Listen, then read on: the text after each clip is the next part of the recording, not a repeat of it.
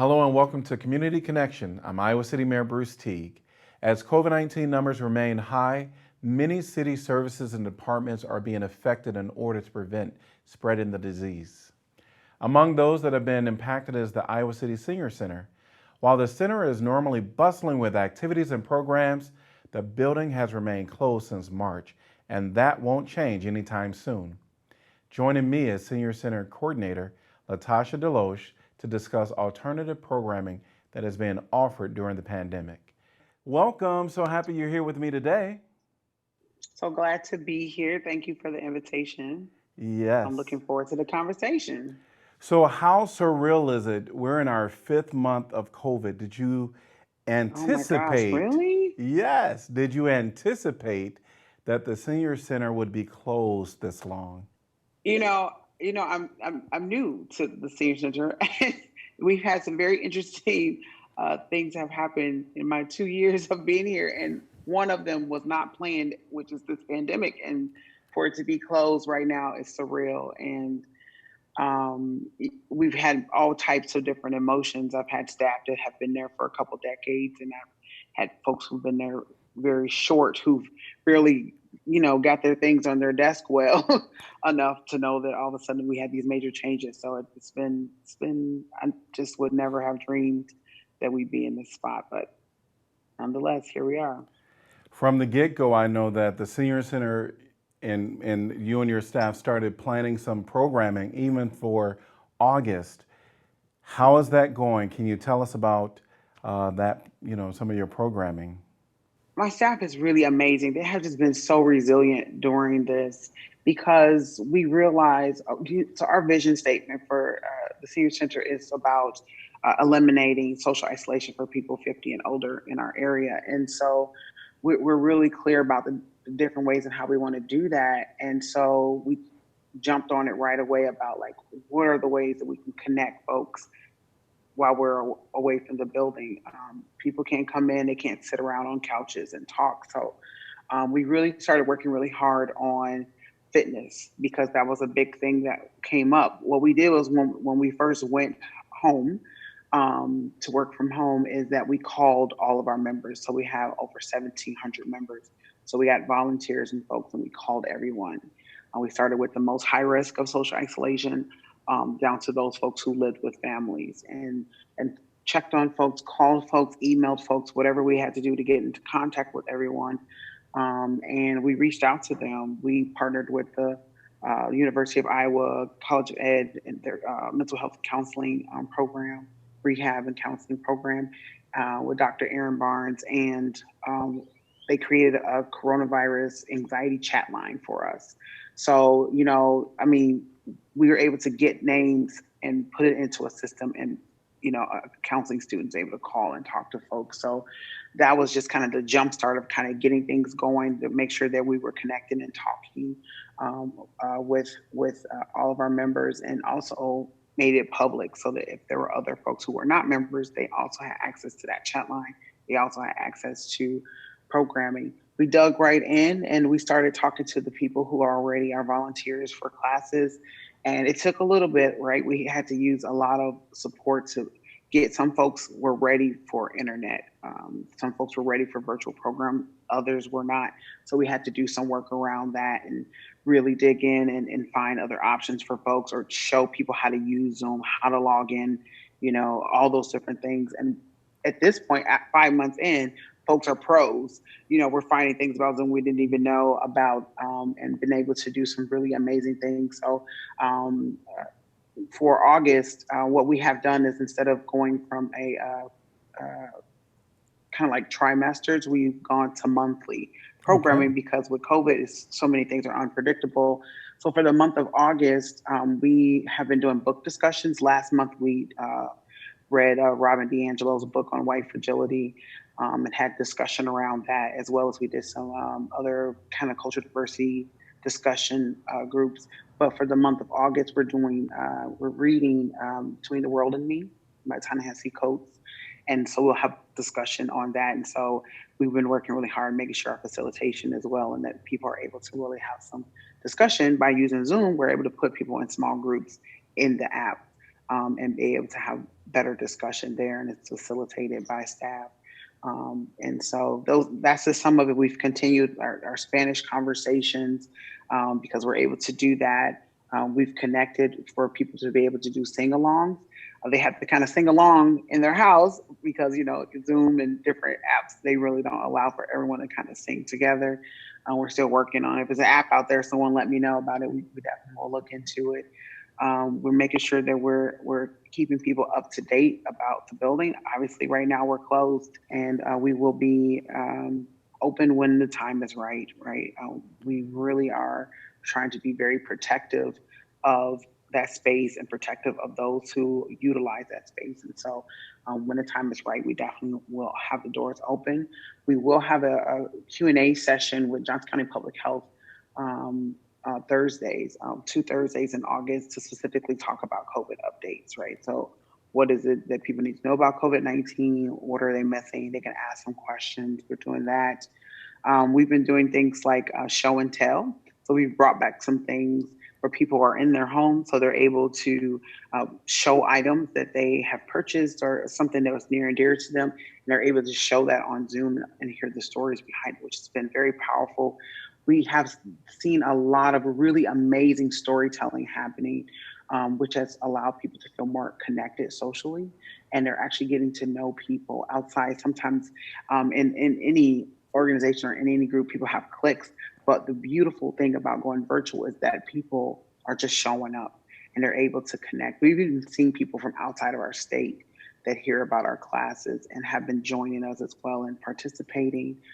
We have things all the way down to garden club where people are actually able to take their phones and go out to their yards and show people what they're growing.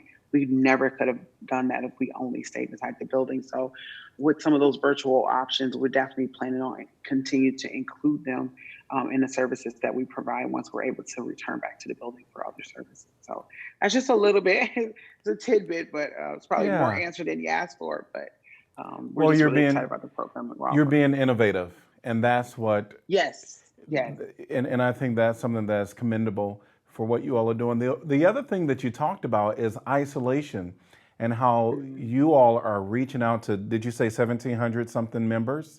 Yes, we've That's reached out to amazing. 1,700 members. Yeah. It took a while. It took a while and took some volunteers as well as staff, constantly calling back, leaving messages. It was important to us to make sure that we knew that everyone was okay, that people had food. If they, if they were feeling afraid or if they were anxious, that we had someone to connect with them that they can talk to. That's important. That isolation piece, we know with our population already existed before the pandemic. So we were greatly concerned about what that looked like. And it's still an issue, right? It's still an issue. So we've done some things. We've reached out and we've sent puzzle books out in the mail as a thank you gift to all of our members with a message that they put the puzzle together. There's a message. So we've done a lot of different things to kind of continue to reach out. Our phone number is still the same, so people call and we try to call people back and talk to folks and connect them. Our main number is 319-356-5220. So that's our main number, and that we have someone answering that number from 8 to 5, and so folks can call and we can, get the call where it needs to go. But we really have been working really hard. We have a couple other things that we're working on in regards to connection and having more of a phone pals and pen pals type of situation. We hope to get that up and coming with some of our volunteers. People are really interested. One of the biggest things that people saw us do this over the last couple of months was that we did a senior mask project where we created over 2,000 masks, Wow. about 2,200 masks, and we were able to distribute a majority of those to seniors, as well as, they weren't just our members. We sent them to other places that we found that organizations didn't have masks because it was from the community. They were making the mask, and we were part of the dropping off the materials as well as the pickup materials and getting things disseminated. So we did that in partnership with Trill of Johnson County, and so that was very, very successful. It was very successful. Well, that thanks for doing happened. We that. did that. Absolutely. Yeah. Isolation, you're trying to mitigate it on some level because we know that isolation is definitely a challenge. for this time during the corona crisis, because a lot of individuals can't go and visit their families. Right. One of the other things that the senior center that the center also offered was meals on site. Is Mm. that no longer in operation? What does that look like now? Yeah, so for a long time, we've had congregate meals through Horizons. And so what we did was for those folks who were consistent folks who always came, we connected them with Meals on Wheels, which is also a program of Horizons. And what they did was they were able to um, provide frozen meals once a week. So what they've been doing is dropping off at the beginning of the week or whatever day it is, I can't remember the specific date, and they drop off food for the whole week so that those meals are still available. They're frozen, so you can just throw them in the microwave, oven, etc. And then those folks are still being able to get their meals so that they can be fed, right? Because that's what's most important. And we also are kind of keeping our ears open if there are other needs. There are other organizations that are able to help deliver. There's some pantries that are able to deliver some items, and so we definitely was really concerned about people having their nutrition met. But because we have the pantry and different things at the senior center that was helping take care of that, and so since we didn't want to do the access to the building because it was a little bit too difficult to manage, we wanted to make sure that those folks had what they needed. So there's ways that the community can volunteer with the distribution of meals. So if anyone is out there and they want to be a part of that, give a call to the center. Yeah, What or are call other Horizons. Either one of us Yeah. will get you where you need to go. What are some other needs that you're hearing? Because I was happy to hear about some of the virtual programming, even being Mm-hmm. able to see people gardens and stuff like that.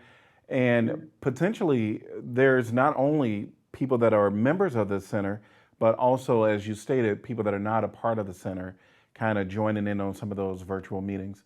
What other Mm-hmm. needs are you hearing from, uh, your members and even people in the community? Well, I think from a needs perspective, people have kind of settled in a little bit more on we're going to be here for a while. I think for a long time initially it was like, okay, this will be over in a week. Okay, this will be over in 2 weeks. Okay, this will be over in a month.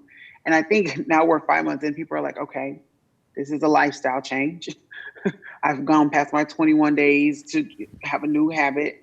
And they have settled in and really are finding ways around it. Okay, these are the things I can't do. I can go for a walk. I can talk to my neighbor if I'm, on the sidewalk and they're on their porch. People are finding ways to adjust. I think that's probably one of the most important things. But as for needs, I think, people sometimes forget about folks that they used to see all the time because they see them all the time. If you know a neighbor is an older adult, call them, ring their doorbell, step back, have your mask on, step off the porch or whatever, check on them. We have been hearing of some things where people fall and people don't know that they were there because they used to have more people visit them.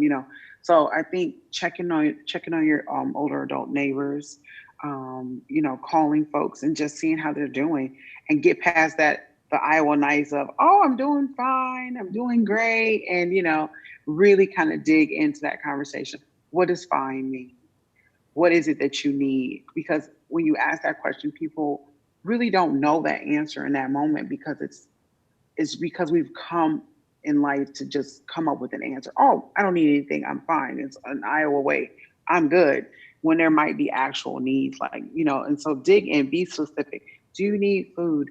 Do you need toiletries, etc.? I think reaching into your humanity in a deeper level to ask those questions, I think, is a need right now. People are seeming to have a lot of their needs met, at least from what we're hearing, but it is that social isolation piece that we're seeing the highest number of. People are afraid for good reason, I want to but that's just one of the biggest things that I'm concerned about is that isolation right now. I want to echo what you just mentioned, just giving a call to older adults and just saying, hey, check in with them, seeing what you can do. I've been doing that Mm-hmm. myself with some older individuals that I've had long lasting relationships with. And you'll be amazed at how that conversation really does develop into figuring out what small solutions you can help them figure out. And so I would encourage anybody out there to really take that challenge that you just offered and call older adults in our community. Now, I know that the center has been, you read White Fragility, which is I haven't actually read it. It's on back order, as we all know. Although it's at the library if you want to check it out.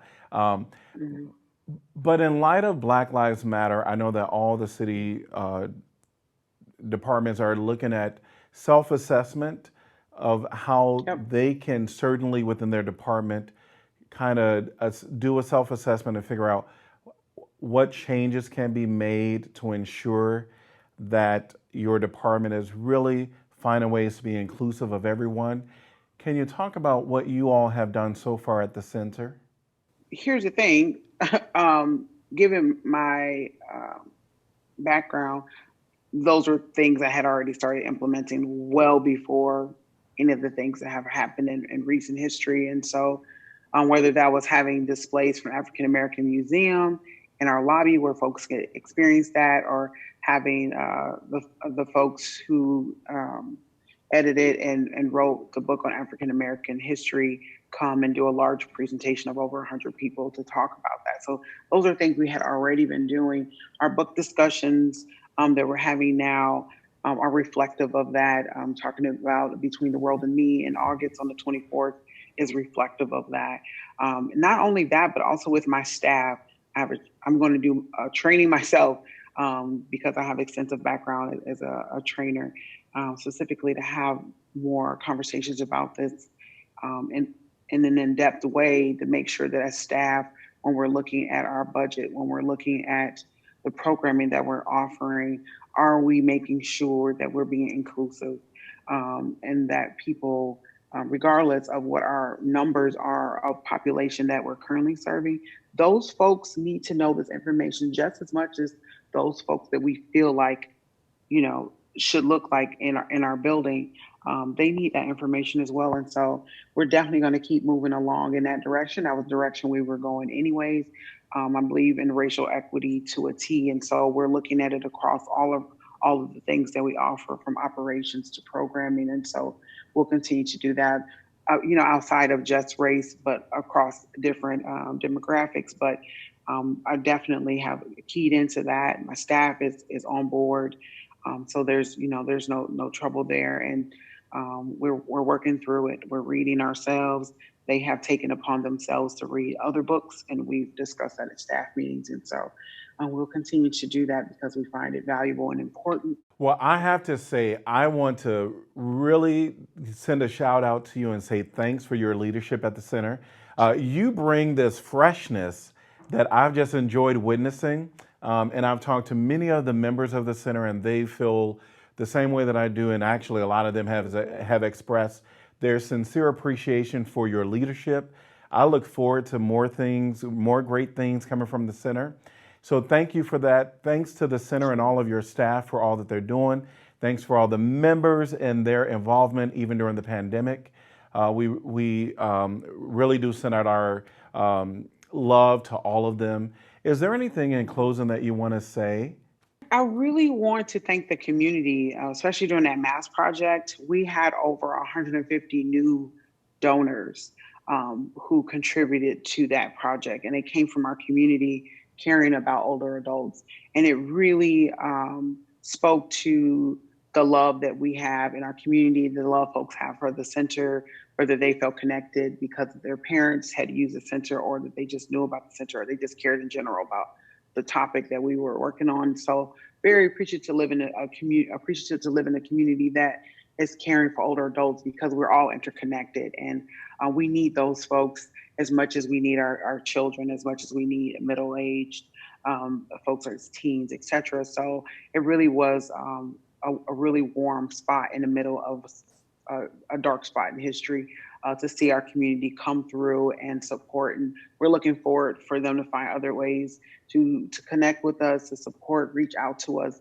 Sometimes we have things that we can utilize help right away, and other times there's things where we just kind of put you on the list, and as things come up with the interest that you're interested in, we're able to connect you to those things. And things are a little tricky in this moment, just given that, you can't come into the building and help us distribute something or put on a program.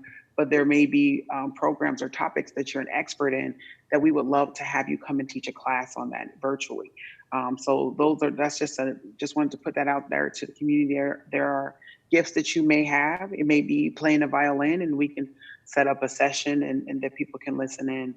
I would love to do like a center jazz or blues radio streaming or something that people can tune in. So, if people are musicians or something, reach out to us. We would love to connect you to some folks who are eager to hear from you and connect with you. All right, you said it. You're going to get some calls of some musicians. I hope so.